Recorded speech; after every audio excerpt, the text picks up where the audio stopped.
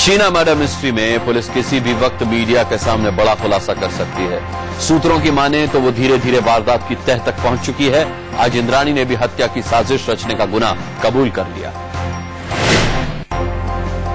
इंद्राणी मुखर्जी ने आखिरकार मान लिया कि वो अपनी बेटी शीना बोरा की हत्या की साजिश में शामिल थी, लेकिन इंद्राणी ने कहा कि गला दबाकर शीना की जान उसने नहीं ली। इंद्राणी ने अपना गुनाह तब कबूला जब उसके ड्राइवर श्यामवर राय और पूर्व पति संजीव खन्ना को ठीक सामने बिठाकर उससे पूछताछ की गई। गुरुवार को इंद्राणी मुंबई पुलिस को उलझाने में नाकाम रही। अब तक इंद्राणी मुंबई पुलिस को हत्या की साजिश को लेके ठीक बातें नहीं बता रही थी, लेकिन गुरुवार को जब उसके ही सामने ड्राइवर श्यामवर राय और पूर्व पति संजीव खन्ना ने सारी बातें उगल दी तो इंद्राणी के पास कोई चारा नहीं बचा और उसे भी अपना गुनाह कबूल करना पड़ा।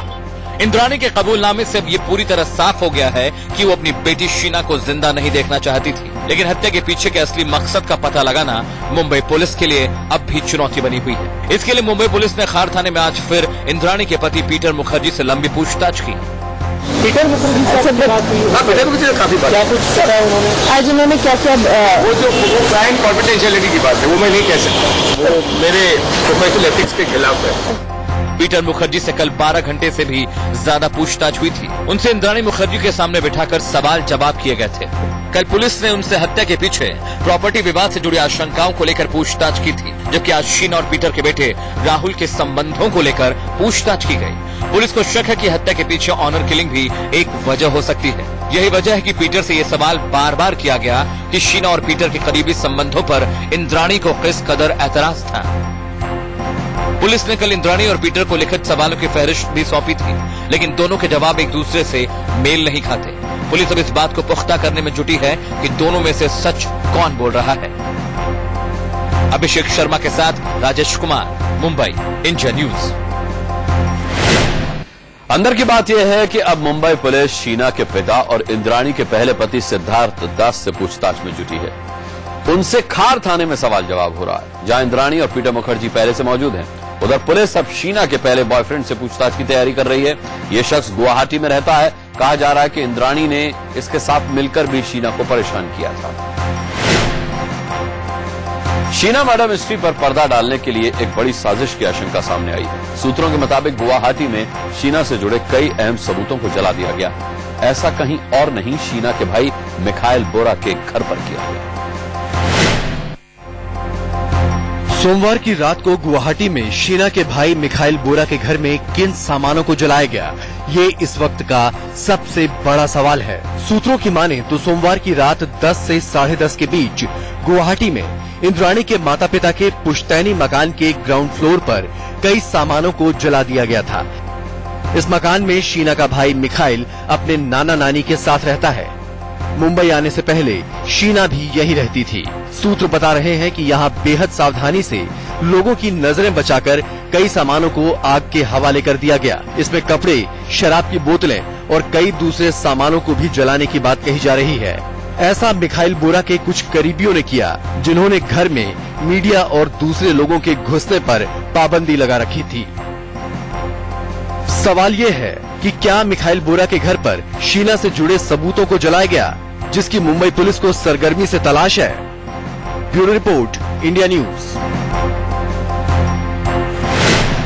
अंदर की बात यह है कि मिखाइल बोरा अब भी पुलिस के शक के दायरे से बाहर नहीं है, इसीलिए इस घटना को काफी गंभीर माना जा रहा है। पूरे मामले को करीब से देख रहे लोगों को आग लगाने के पीछे शक है कि पुख्ता वजह इसके पीछे कुछ हो सकती है।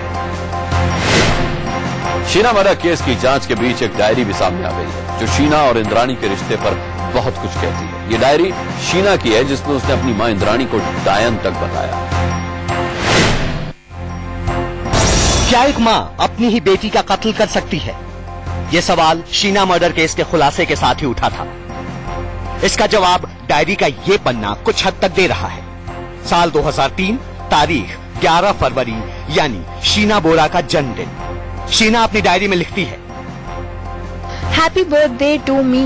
लेकिन मैं खुश नहीं हूँ। ऐसा लगता है कि मेरी जिंदगी में कुछ भी नहीं है। मेरा भविष्य अंधकार में है। मुझे अब माँ से नफरत है। वो माँ नहीं, डायन है।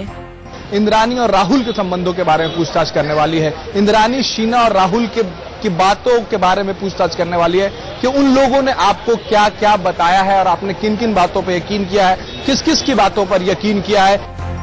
इसके अलावा शीना ने अपने पापा सिद्धार्थ दास के बारे में भी काफी कुछ लिखा है। सिद्धार्थ कुछ दिनों पहले सामने आए थे और दावा किया था कि शीना उनकी बेटी है। इस डायरी से पता चलता है कि शीना अपने पिता से भी नाराज रहती थी। डैडी, मैं आपसे बहुत नाराज हूँ। आपने मुझे खत क्यों नहीं लिखा? मैं भी बहुत दिनों बाद लिख रही हूँ, लेकिन आपको समझना चाहिए कि मैं 10वीं में हूँ। सुबह 7:30 बजे से रात 8:30 बजे तक स्कूल कोचिंग में रहती हूँ। वक्त ही नहीं मिल पाता। आपने कहा था कि पहले पढ़ाई बाद में स्टाइल। आपके कहने पर मैंने नाखून काट लिए हैं। आप मुझसे दिसंबर में गुवाहाटी आकर मिले। पीटर मुखर्जी से हुई इंद्राणी की हुई शादी के बारे में इस डायरी में जिक्र है। इस डायरी में लिखा गया है कि नाना नानी खुश हैं इस शादी से, लेकिन वो खुश नहीं है। आईएनएक्स मीडिया भी लॉन्च किया गया था, उसके बारे में भी इस डायरी में लिखा गया है। उसके बारे में शीना लिखती है कि पीटर मुखर्जी से शादी और आईएनएक्स मीडिया को जो लॉन्च किया गया है, इन सब बातों को लेकर वो ज्यादा खुश नहीं है। वो तो बस ये चाहती है कि उसकी माँ उसको याद करे। जिस वक्त शीना ने ये डायरी लिखी उस दौरान वो अपने नाना नानी के साथ गुवाहाटी में रहकर 10वीं क्लास में पढ़ रही थी। इंद्राणी अपने पति पीटर के साथ मुंबई में थी, जबकि उसके पिता सिद्धार्थ कोलकाता में थे। लिहाजा शीना के दिल में अपनी मां को लेकर नफरत थी और पिता को लेकर गुस्सा। Rajesh Kumar, Mumbai, India news. अंदर की बात यह है कि शीना की डायरी के खुलासे से उसके पिता सिद्धार्थ दास भी कटघरे में खड़े दिखाई देते हैं। मीडिया के सामने सिद्धार्थ ने कहा था कि उनके बच्चे नाना नानी के घर खुश थे, लेकिन शीना की डायरी से यह बात गलत साबित होती है। यही नहीं, सिद्धार्थ ने कहा था कि उसने शीना से आखिरी बार 2000 में बात की थी, जबकि ये डायरी 2003 में लिखी गई थी, जिसे पढ़कर साफ लगता है कि तब भी सिद्धार्थ बेटी के संपर्क में थे।